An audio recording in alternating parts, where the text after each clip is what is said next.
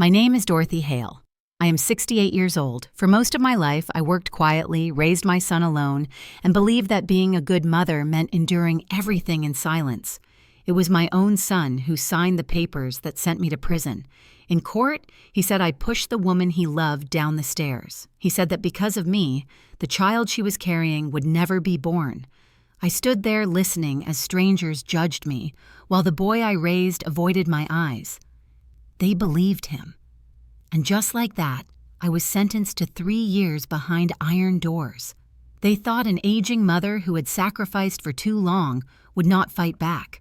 They thought I would cry, beg, and break. But during those years in prison, something else happened. Every month, without fail, they came to visit me. My son and the woman he called his wife. And every single month, I refused to see them, not because I hated them, but because I was waiting for the day the steel gate would open, because the day I walked out, a free woman, would also be the day they lost everything. Before I tell you what truly happened during those years of silence, take a moment to support this story. If you believe quiet strength matters, please like this video, subscribe to the channel, and turn on notifications so you do not miss what comes next. And now, tell me in the comments.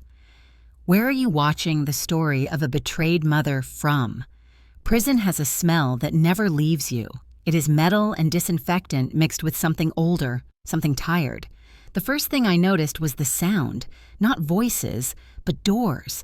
Heavy iron doors sliding shut with a finality that felt absolute. Every morning, fluorescent lights snapped on above our heads, too bright and too cold, as if sleep itself was a privilege we had not earned.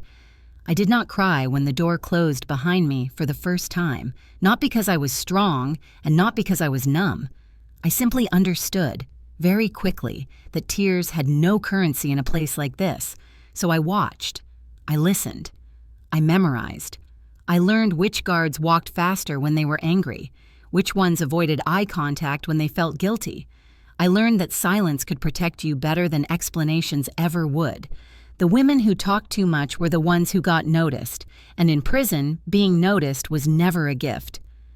At night, I lay on my narrow bed, staring at the cracks in the ceiling, counting the seconds between footsteps in the hallway. I replayed the courtroom in my mind, not to relive the pain, but to study it.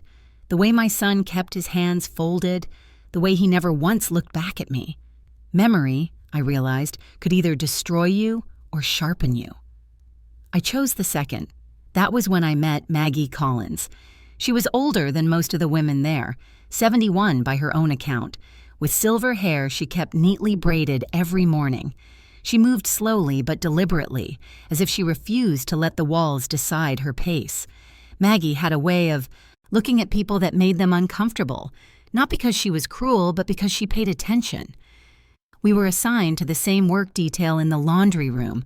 Steam filled the air, clinging to our skin, turning every breath into something heavy.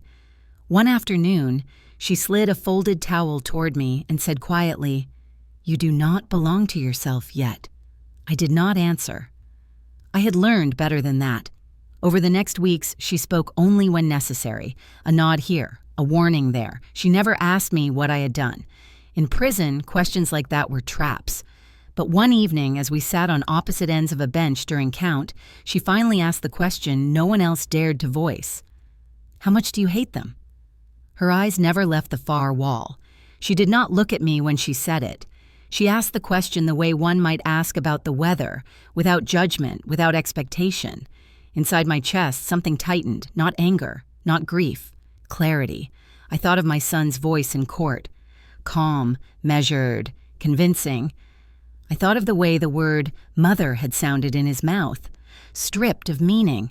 I thought of the months that followed, of visits requested and refused, of my own signature written again and again beneath the words, refused visit. I said nothing. Maggie nodded, as if silence itself had answered her. "That is worse," she said softly, "for them." From that day on, she became my mirror. She never comforted me, and she never encouraged bitterness. Instead, she reminded me, without words, that dignity was a choice you made every day, even when everything else had been taken from you. When other inmates whispered about my case, speculating, judging, inventing details. I did not correct them. I let their versions exist without touching mine. I scrubbed the floors. I folded sheets. I waited, because waiting, I was beginning to understand, was not the same as surrender. Each night before lights out, I pressed my hand against the small object hidden in my pocket, an old key, the key to the family house I once believed would always be mine. Cold, solid, real. It reminded me that ownership was not only about walls and deeds, it was about knowing who you were when no one was watching, and in that place of concrete and steel, while others counted days in desperation, I counted them with intention. I was not wasting time. I was preparing. When you live inside a prison long enough, the past stops feeling distant. It does not arrive as memories you summon, but as scenes that return without asking. At night, after the final count, when the lights dimmed and the building settled into its restless quiet, I would find myself back in another life. A smaller kitchen, a younger version of me, a boy sitting at a table swinging his legs, waiting for dinner. I raised Ethan alone. That sentence followed me everywhere, even before prison. His father left early, the way men sometimes do when responsibility grows, heavier than desire. I did not chase him. I did not ask for explanations. I had a child to raise, and survival has a way of narrowing your focus. I worked 2 jobs then, one during the day, another at night, telling myself it was temporary, that once Ethan was older, I would return to the career I had put aside. I believed sacrifice was a season, not a life sentence. Most nights, dinner was late. The food was warm, but never fresh. I remember Ethan doing his homework at the table, pushing peas around his plate, pretending not to be tired. I remember reheating soup that had already been reheated once before. There were evenings when I stitched patches into his jeans while he slept, careful not to wake him, careful not to let him see how thin things had become. I told myself these details did not matter, that love was enough to fill the gaps. The key appeared during those years, an old brass key, heavy in the hand, slightly worn at the teeth. It belonged to the house I bought with the last of my savings after Ethan was born. It was not large, and it was not impressive, but it was ours. Every night I locked the door, slipped the key into my pocket, and told myself that as long as I could unlock that door, we were safe. When Ethan reached college age, the bills came faster than the paychecks. Tuition notices, book lists, housing deposits. I took on more hours. I gave up weekends.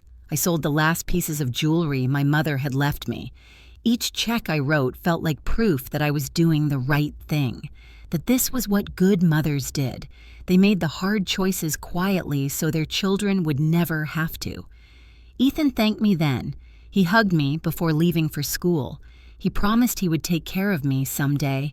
I believed him, not because he said it, but because I had built my entire sense of worth around the idea that my giving would eventually come back as love. In prison, lying on a thin mattress beneath fluorescent lights, I began to question that belief for the first time, not with anger, but with something more dangerous, honesty. I wondered what Ethan learned from watching me give up everything. Did he learn gratitude, or did he learn expectation? Did he see sacrifice as love, or did he see it as entitlement? I replayed moments I once considered harmless. The times I said yes when I wanted to say no. The times I covered his mistakes so he would not feel consequences. The times I stepped back so he could step forward without resistance. The key in my pocket felt heavier as those thoughts settled in. I asked myself the question I had avoided for years. If I had not given so much, would my son have become someone else? Would he have learned limits? Would he have understood that love did not mean immunity, that care did not mean control? This question did not come with an answer. It came with grief. Not the loud kind, but the quiet realization that love without boundaries does not always protect. Sometimes it prepares the ground for something darker to grow. I still loved Ethan. That never left. But for the first time, I separated love from responsibility. I began to see that the woman I had been, the mother who absorbed everything without complaint, had taught her son a lesson without meaning to. That silence, that endurance, that endless giving had built him a world where my needs did not exist. And as the prison walls closed in each night, I understood something that had taken me a lifetime to learn. Being a foundation does not mean allowing yourself to be buried beneath what you support. That understanding did not free me. Not yet. But it changed the way I waited. After that understanding settled in me, the memory I had tried hardest to avoid finally returned in full. It was not a dramatic replay with shouting and chaos. It was quieter than that. It was the kind of day that looks ordinary from the outside, which is exactly why it haunts you. It was the day Lena fell down the stairs, the day my life split into before and after. It began with light through the kitchen window and the smell of coffee that had already gone bitter on the warming plate. Lena stood near the counter in a soft sweater, one hand resting on her stomach the way pregnant women often do when they want the room to remember. Ethan moved between his phone and his laptop, distracted, halfway present like his attention belonged to someone else. I remember how careful I was that morning. Careful with my words, careful with my tone, careful with my face. I had learned that any emotion from me could be used as evidence of something. The air in the house felt tight, like a string pulled too far. Lena had a way of making silence feel like an accusation. She would speak politely, but her eyes would measure me.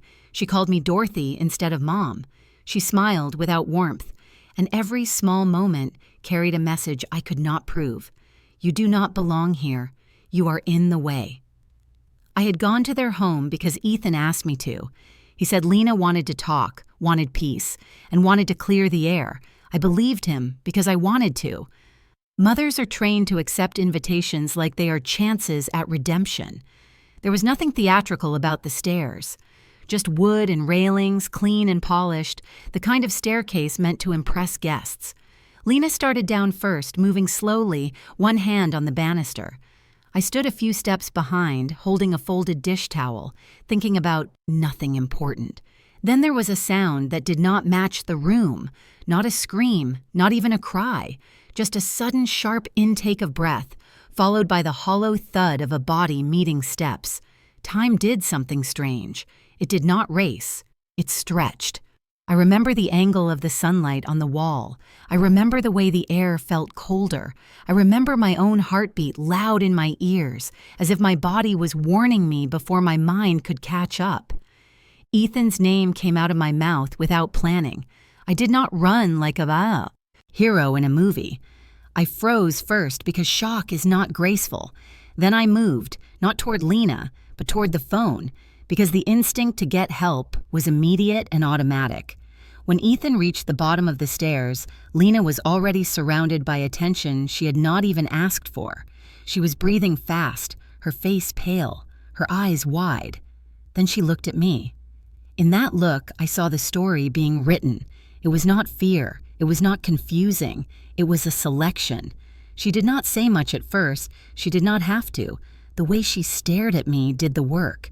Ethan kept saying her name, asking if she was okay, promising everything would be fine. And I stood there feeling my own hands shake, not because I had done anything, but because I could feel the future closing in. And the police arrived later, along with paramedics. Their voices were calm, professional, and practiced. They asked questions as if they were collecting items from a shelf. Who was here? What happened? Where were you standing? Were there any arguments?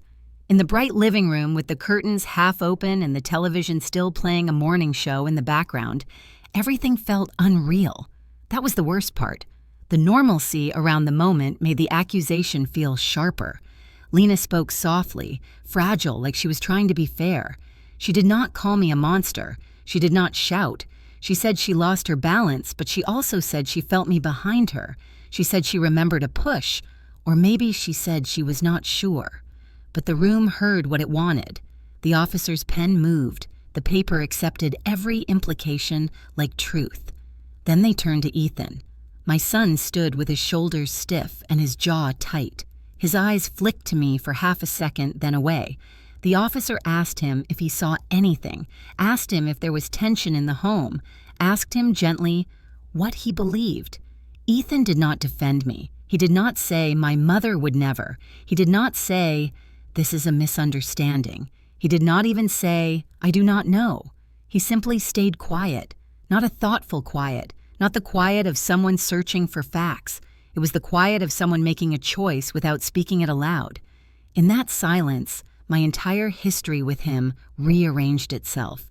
Every dinner I served late, every patch I sewed, every tuition check I wrote, all of it stood behind me like witnesses that no one called to the stand. Lena's words hurt, but they were expected. She was not my child. Ethan's silence was something else. It was a door closing gently, the kind that does not slam but still locks. As the officer looked down at his notes and then back at me, I realized the truth I had not wanted to face.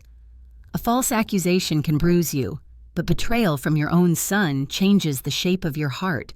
When they asked me to come with them, I did not resist. I did not beg. I watched Ethan, waiting for him to finally speak. He never did.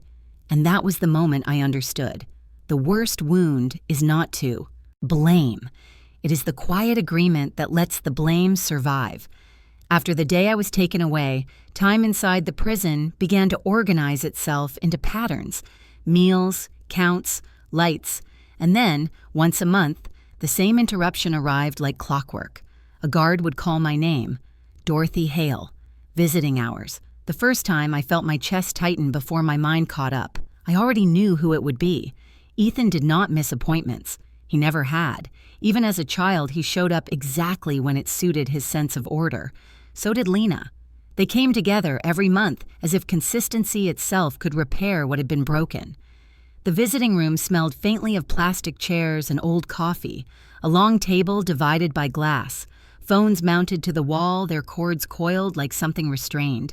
The first time I was escorted there, I stopped at the doorway. I could see them waiting. Ethan sitting straight, hands folded, Lena beside him, dressed carefully, her posture suggesting both fragility and control. She rested her hand on her stomach again, a gesture I had come to recognize as strategic. I did not sit down. I asked for the form instead. The guard looked at me, surprised but not confused. He had seen this before. He slid the paper across the counter. Refused visit. I signed my name slowly, deliberately, as if signing something far more important than a denial.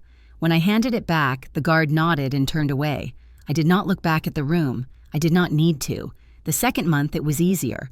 By the third, it was routine. Each time, the same sequence unfolded. My name, the walk, the form, the signature.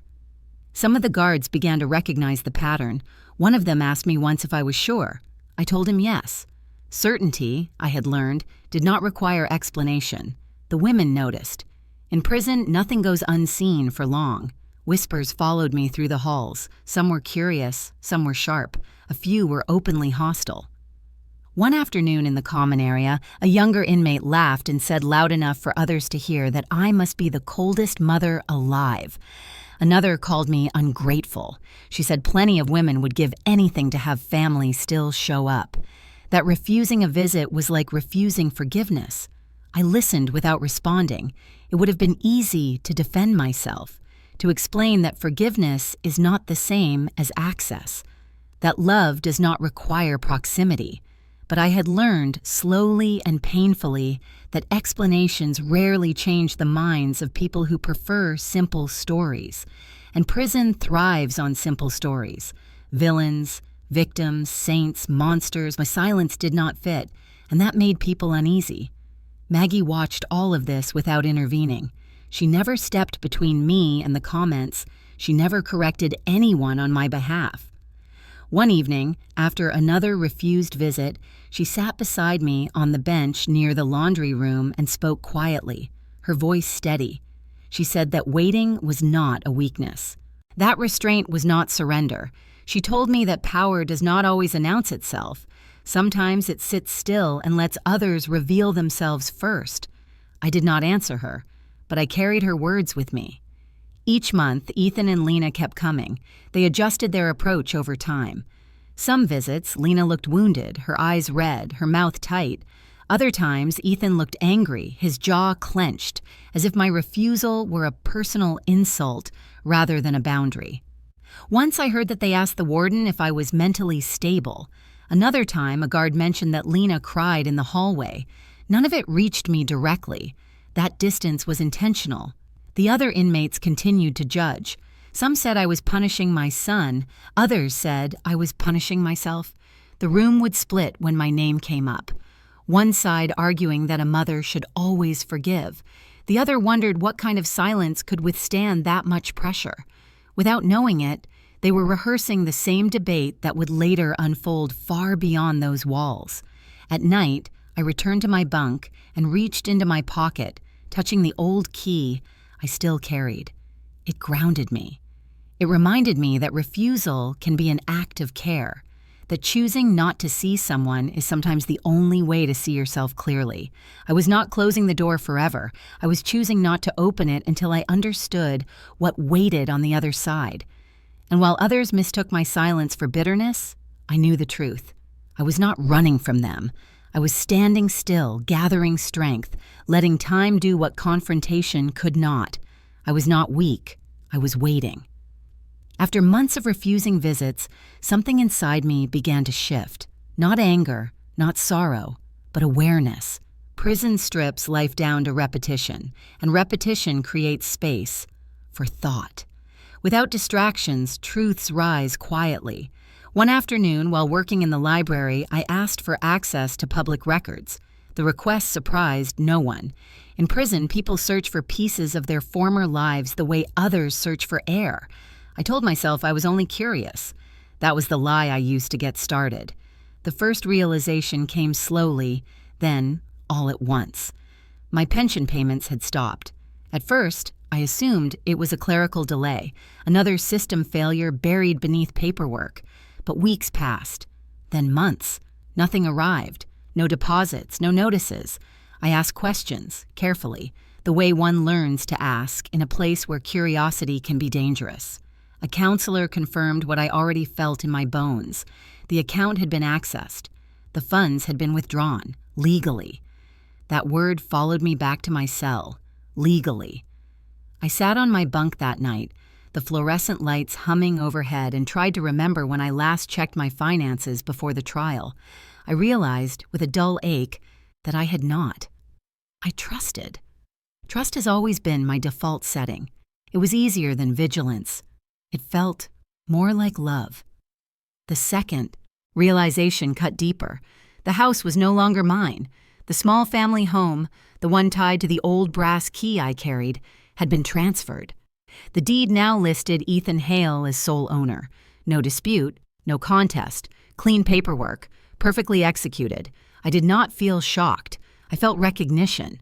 This was not theft in the way people imagine theft. It was not sneaking in the night or forging signatures. It was something far more intimate, something far more devastating. It was the use of permission I had once given freely. The memory returned then, uninvited and precise. Years earlier, after Ethan started his business, he came to me with concern in his voice and numbers on his screen. He talked about expansion, about risk, about needing flexibility in case something happened to me. He said it would make things easier, cleaner, safer. He said it was only temporary, a power of attorney, nothing more, a precaution. He reminded me of all the times I had told him I trusted him. I signed without reading every line. Not because I was careless, but because I was a mother, because I believed that love was enough protection, because I had spent decades proving my faith in him and did not think that this single act would be the one that mattered most. That was the unspoken truth. Nothing had been taken from me without my consent. I had handed it over piece by piece, believing that loyalty would be returned in kind. The betrayal was not in the paperwork. It was in the silence that followed. In this way, Ethan never mentioned the transfers. In the way Lena stepped into a house that was no longer mine and acted as if it had always belonged to her. I understood then why the visits mattered so much to them. Why did they keep coming? Why they watch my refusals with such intensity? They were not checking on my forgiveness. They were checking on their security. Maggie noticed the change in me before I spoke of it. She said my posture had shifted, that my waiting had sharpened. When I finally told her what I had learned, she did not gasp. She did not curse. She only nodded once, slowly. She said that people rarely destroy what they fear. They dismantle what they believe is already theirs. That night, I held the key longer than usual. It no longer represented ownership in the legal sense. It represented memory, evidence, a reminder of where the line between care and control had first blurred. I did not feel the urge to confront anyone. Confrontation would have satisfied emotion, not justice. What I felt instead was clarity, a clean understanding of how quietly power can be transferred when trust goes unquestioned. This was not a story about a wicked son stealing from his mother. It was a story about a woman who had been taught that giving was the same as loving, and who was finally learning the cost of never asking for anything back.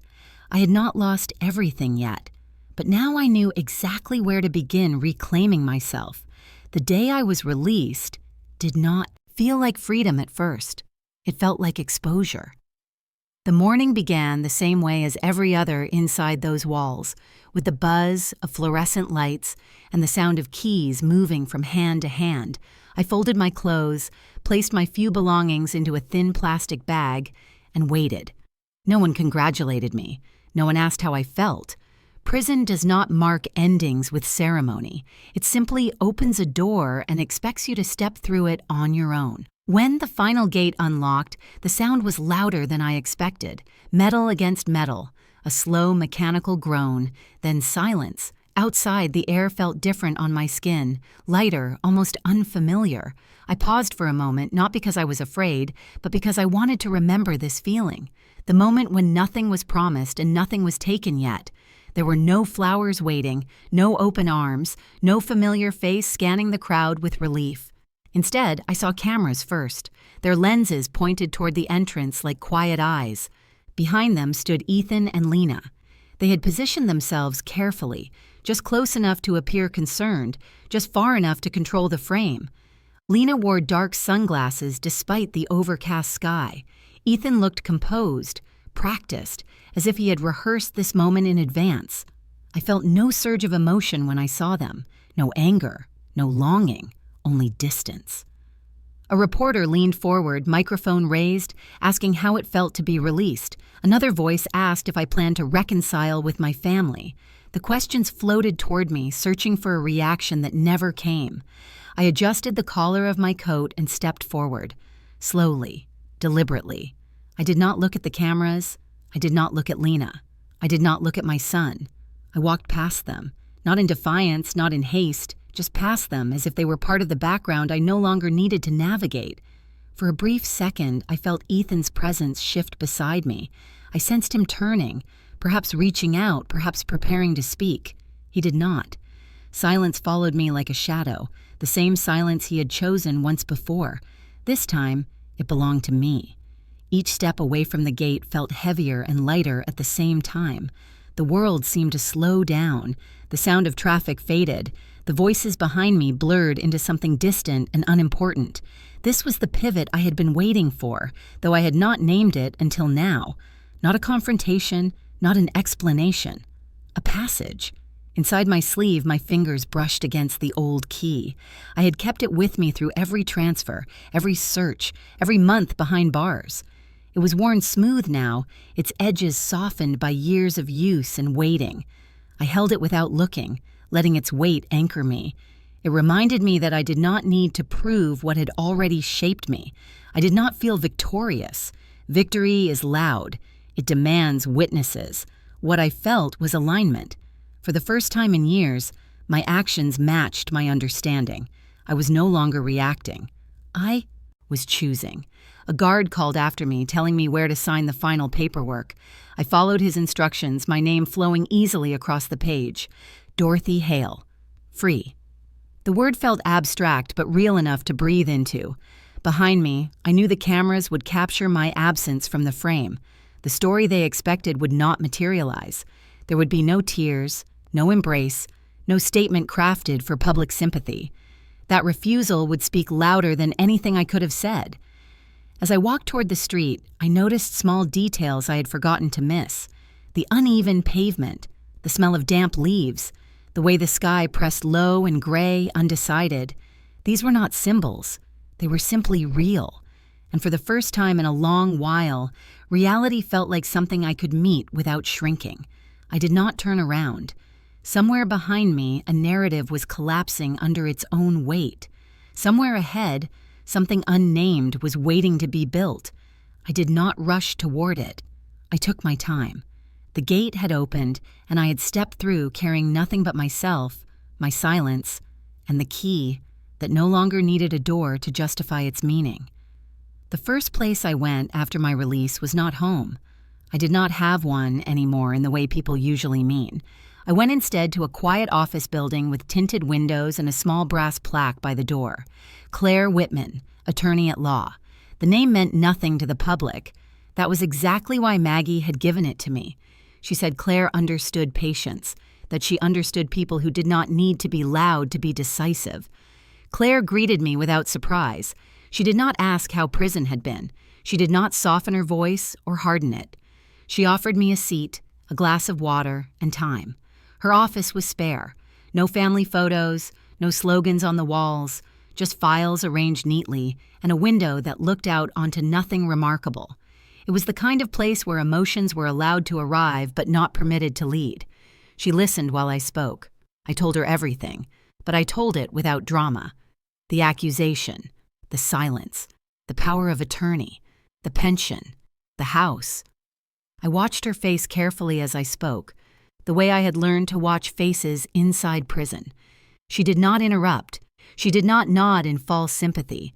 She took notes only when dates mattered. When I finished, she leaned back slightly and folded her hands. She did not promise justice. She did not promise revenge. She did not say we would make them pay. Instead, she asked me one question. What do you want back? The room felt very still.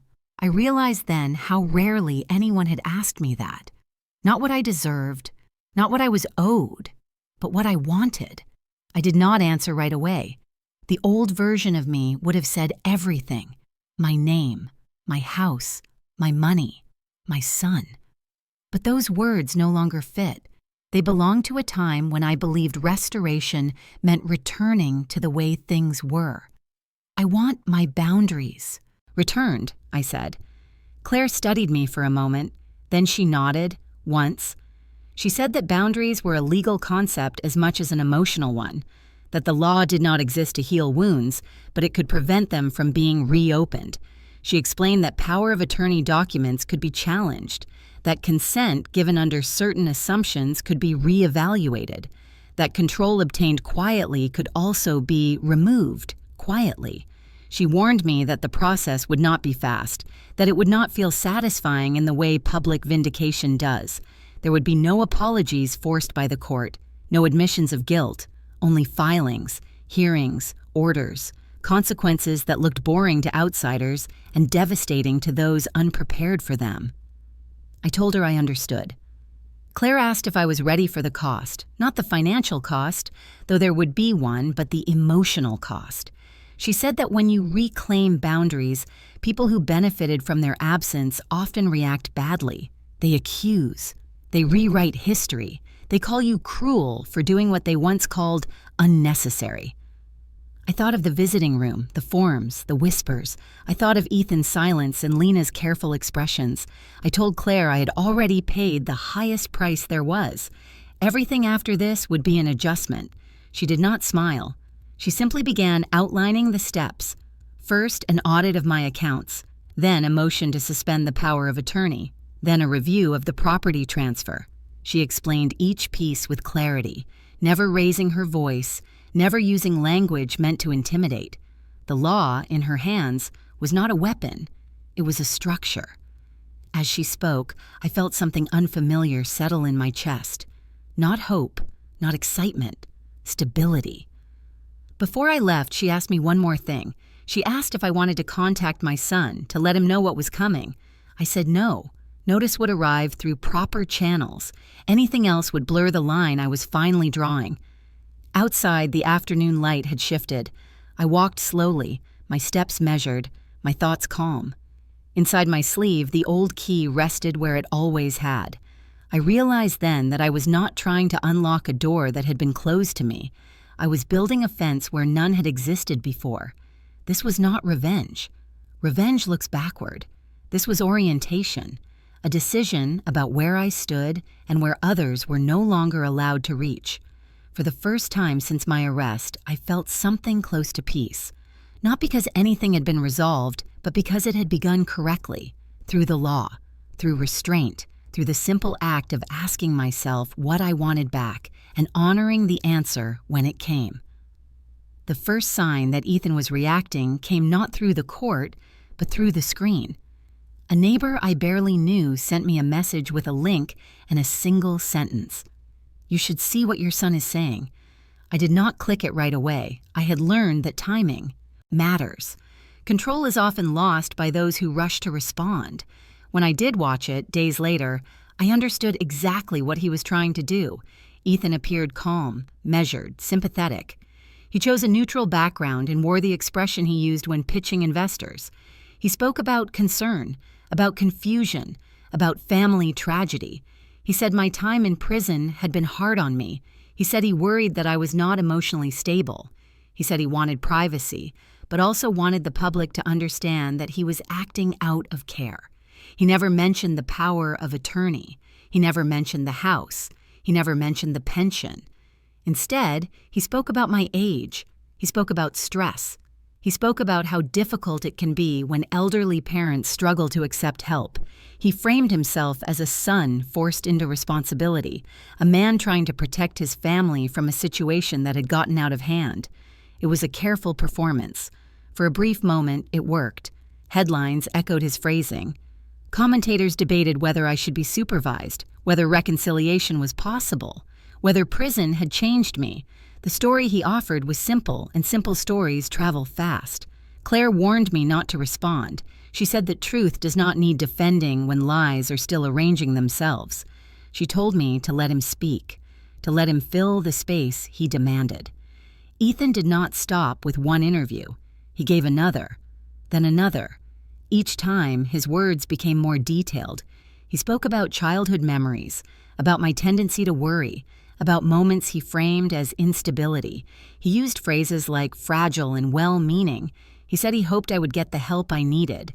What he did not realize was that every sentence revealed more than he intended. People began to notice the pattern, that he spoke about me more than he spoke about facts, that he avoided timelines, that he used concern to mask control. The tone shifted slowly, almost imperceptibly. Questions appeared beneath the articles. Why did the power of attorney exist? Why were assets transferred while I was incarcerated? Why was concern being discussed instead of consent? Lena joined him once, standing slightly behind, her hand resting on his arm. She said little. She did not need to.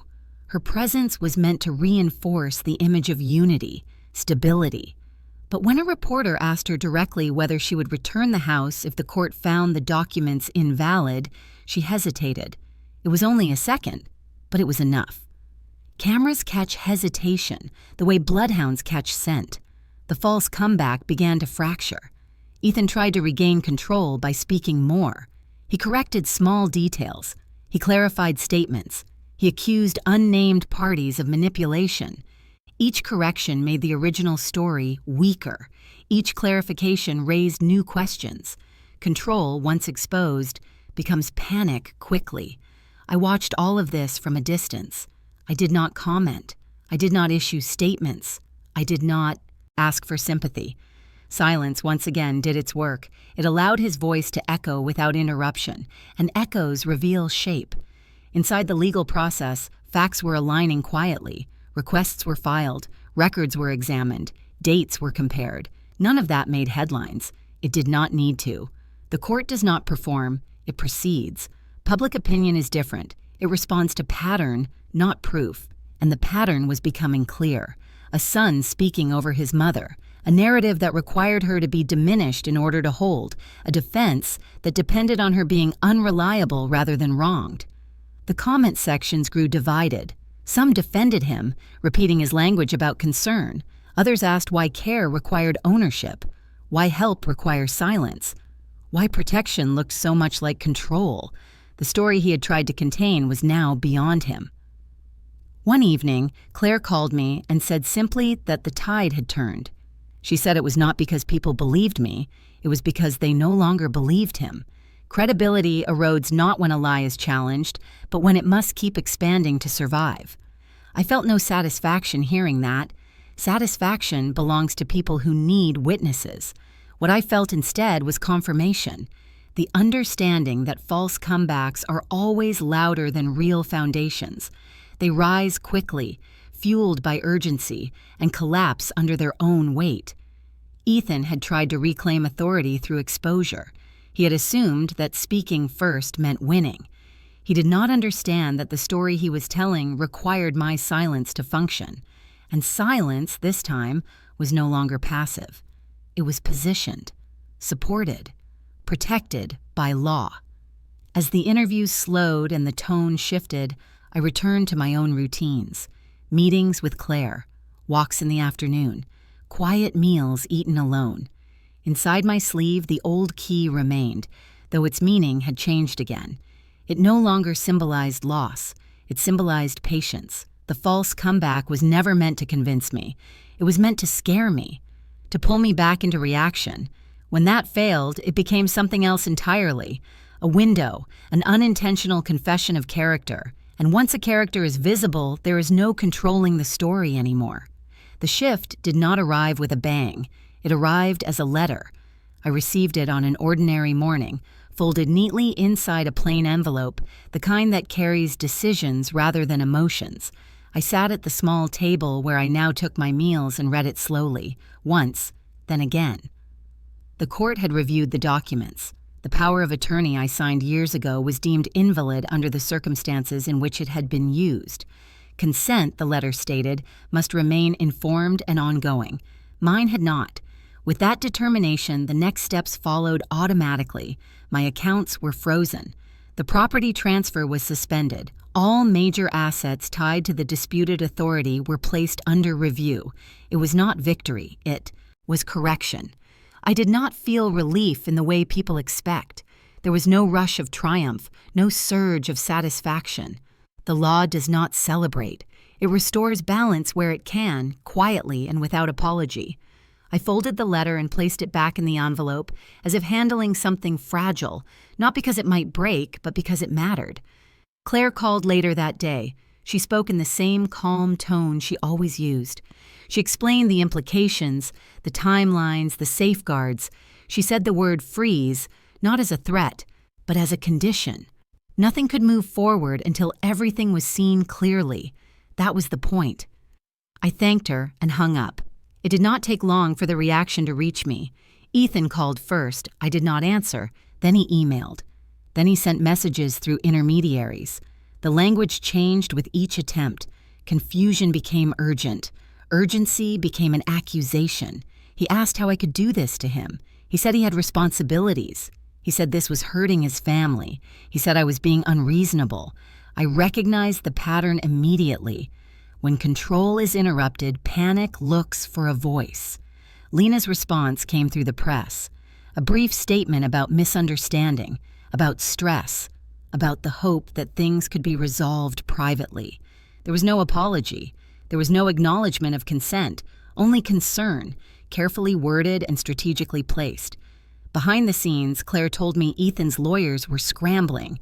They requested extensions. They filed motions meant to delay. They argued necessity.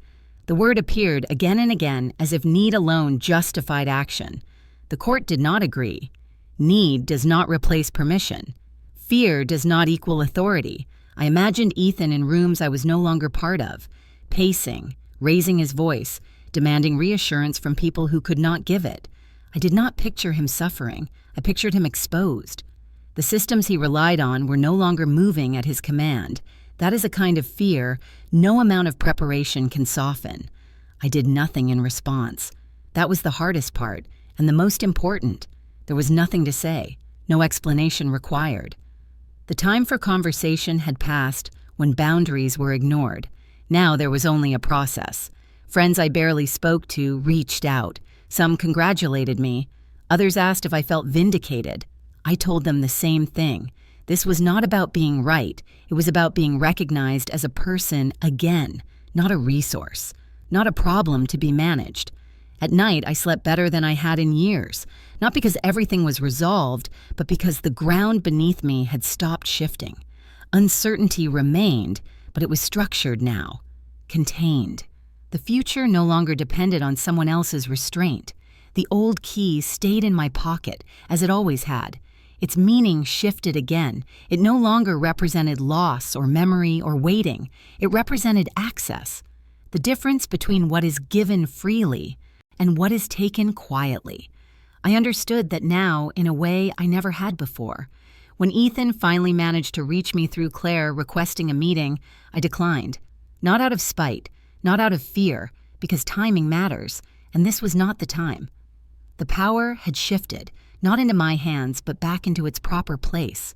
The law does not favor mothers or sons. It favors clarity. And clarity, once established, does not argue. I moved forward with my days. I made small decisions deliberately. What to eat, where to walk, when to rest. These choices mattered again. That was the real reversal. Not the freezing of assets, not the panic on the other side of the silence, but the return of my own agency. There was no celebration, no announcement, no closing statement, just the quiet understanding that what had been taken without asking was no longer available without permission. And this time, the permission was mine to give or withhold. The meeting happened in a room that was smaller than the ones we had avoided for years. No cameras, no lawyers seated between us, just a table, 2 chairs, and a window that looked out onto a parking lot. I arrived first and waited. Waiting had become familiar. When the door finally opened, Ethan stepped in alone. He looked different. Not thinner, not older, but smaller in a way that had nothing to do with his body. His shoulders were tense, his movements careful, as if the room itself might judge him. He did not sit right away. He stood there, hands shaking slightly, eyes searching my face for something he could no longer name.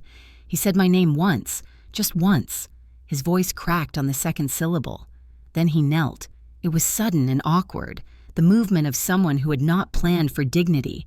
His knees hit the floor hard enough that I heard it. The sound landed between us and stayed there. I did not reach for him. I did not stand. I did not speak. Silence filled the space, heavy and deliberate. Ethan began to talk. He said he was sorry. He said he was scared. He said he never meant for things to go this far. He said Lena had pressured him. He said the business was failing. He said he did not know how to fix what he had broken. His words tumbled over each other, excuses and confessions blending until they lost their shape. I listened without interrupting. I watched the way his hands clenched and unclenched against his legs. I watched the way he avoided my eyes when he said the word, mother. I watched the child I once protected struggle inside the man he had become, and in that moment, I felt everything at once. Love, grief, disappointment, and something steadier beneath it all. Acceptance. He asked me to forgive him. He asked me to stop the legal process. He asked me to help him, the way I always had. He said he needed me. He said he could not do this without me. I said nothing. The silence stretched. Not as punishment, not as a performance. It stretched because this was the moment I had. Waited for, and rushing it would have betrayed everything I had learned. In that quiet, I let myself feel the full weight of what he was asking. Not forgiveness, access. Not reconciliation, rescue. When I finally spoke, my voice was calm, not cold, not trembling. I do not hate you, I said. He looked up then, hope flashing across his face like a reflex. I do not hate you, I repeated. But I am no longer the place you can learn. The words landed softly. No accusation, no raised voice, just the truth.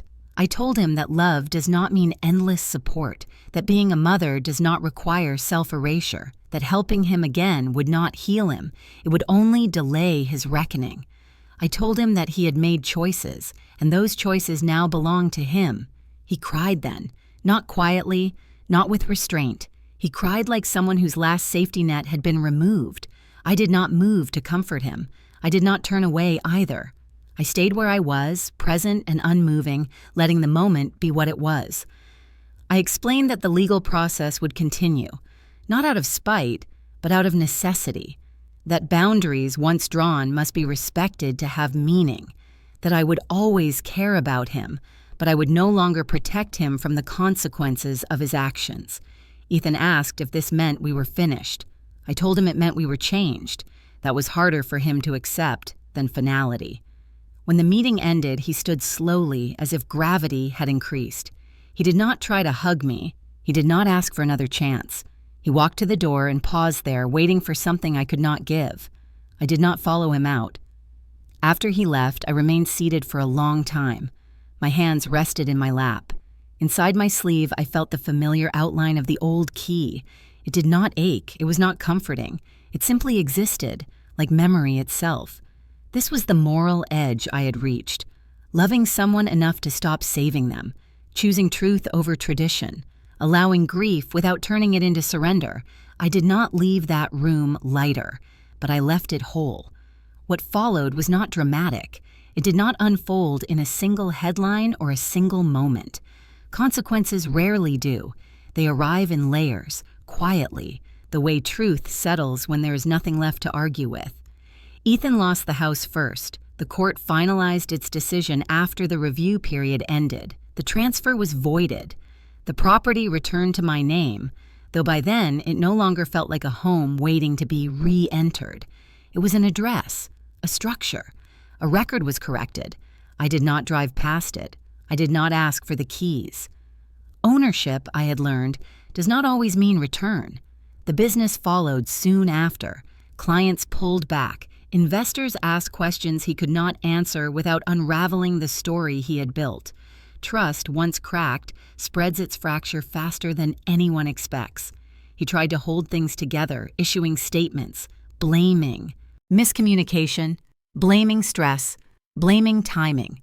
But the image he relied on depended on stability, and stability does not survive contradiction for long. His name began to appear in a different context. Not scandal exactly, doubt. And doubt is more damaging than outrage. Outrage fades. Doubt lingers. Lena left quietly. There was no public announcement, no explanation offered. One day she appeared beside him in interviews, composed and supportive. Then she did not. People noticed the absence before they noticed the reason. She moved out before the final court date, according to what little information reached me. She cited pressure, privacy, the need to protect herself. I did not judge her for leaving. She had always known when to step away. That had never been her weakness. Her weakness had been believing she could control the story indefinitely. Ethan tried to contact me again during that period. His messages were shorter this time, less defensive, less demanding. He said he was tired. He said he felt alone. He said he did not recognize his life anymore. I did not respond, not because I did not care, but because care no longer required response. He needed to sit with the consequences without a witness to soften them. People asked me how it felt to watch this happen. They expected satisfaction. They expected a sense of justice served in a way that could be celebrated. I felt none of that. What I felt was heaviness, not regret, but gravity. When someone falls from a place of privilege they believed was permanent, the impact is never clean. I did not throw away the old key. I did not frame it either. It stayed where it always had, in my coat pocket, until one day I realized I no longer checked for it. The habit had outlived its purpose. I spent my days differently then. I took long walks in the morning. I cooked simple meals. I sat in silence without needing to fill it. Freedom does not announce itself with joy at first. It introduces itself as space. Occasionally, I caught glimpses of Ethan's situation through others. A delayed sale, a legal dispute unresolved, a business reduced to something smaller and less certain. I did not seek these updates. They found me the way echoes do, diminishing with distance. I thought about him often, but not in the way I once had. I did not plan solutions for him. I did not imagine how I might help him recover. I allowed him to exist outside my responsibility for the first time in his life. That was the price he paid. And it was also the price I paid. Letting go of the role that had defined me for decades left an emptiness I had to learn how to inhabit. Motherhood, when built on sacrifice alone, leaves little room for reinvention. I faced that absence honestly. I did not rush to fill it with new obligations or distractions. I did not celebrate his losses. I did not mark the milestones of his unraveling. This was not a victory to be toasted. It was a reckoning to be witnessed quietly with restraint. The law had done what it could. It restored what could be restored. It exposed what could no longer be hidden. What remained was human, messy, unresolved. At night, when the day settled and the world grew still, I reminded myself of the boundary I had drawn, not as a wall, but as a line of respect. I had not destroyed my son. I had stepped out of the role that allowed him to destroy me. That distinction mattered. The consequences were not my doing alone. They were the result of choices made long before I stopped intervening. All I had done was remove myself as the buffer. And in that removal, something unexpected happened. I began to breathe more easily, not because the past no longer hurt, but because it no longer defined my future. I moved to the coast in early spring, when the air still carried a trace of cold and the crowds had not yet returned. The house was small, white paint weathered by salt and time, with a narrow porch that faced the water. It was not impressive. It did not need to be. It belonged to me in a way nothing else ever had. Not because of paperwork, but because no one else had expectations of me there. The first night I slept with the windows open. I listened to the tide come in and out, steady and indifferent. The ocean does not ask questions. It does not demand explanations. It moves because it must, and it rests when it can. I found comfort in that rhythm. It reminded me that life continues without permission. I unpacked slowly. There was no urgency. Each object I placed carried a decision: what to keep, what to let go. When I reached the bottom of my bag, my hand closed around the old brass key. For a long moment, I stood there holding it, feeling its familiar weight.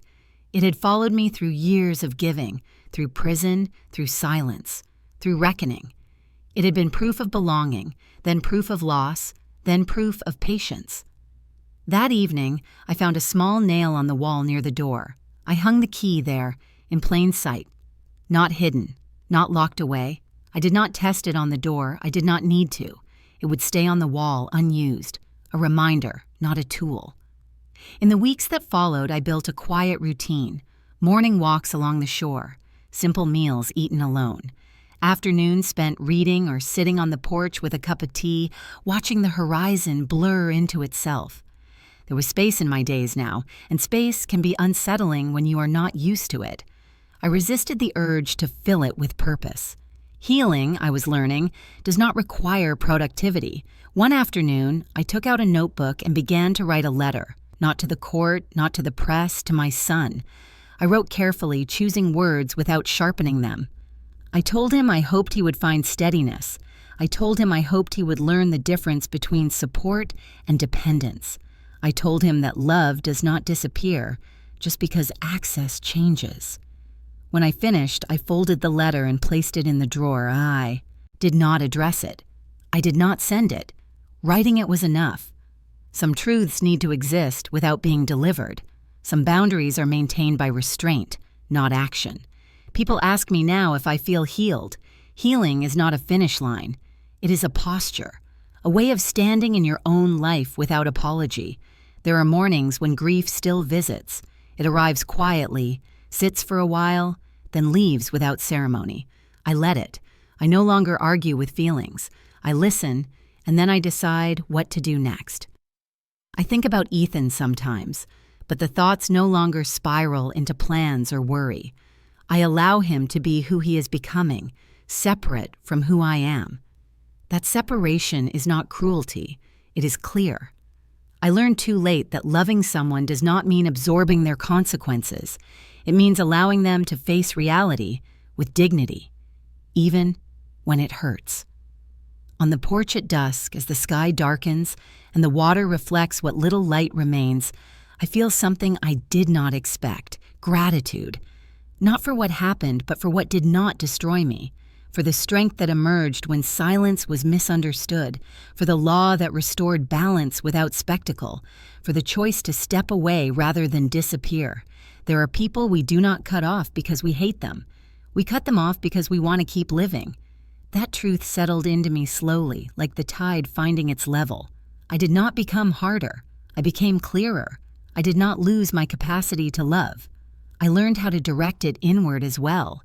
If you're listening to this and you have ever been a mother whose sacrifices were mistaken for permission, know this. It is never too late to draw a line. It is never too late to reclaim your name, your space, your breath. Quiet justice is still justice. Silent strength still changes outcomes. And now I want to hear from you. If you have ever felt overlooked, minimized, or taken for granted by the people you loved most, tell me where you are listening from. And tell me honestly, do you think I was right or do you think I was wrong? Your answer matters.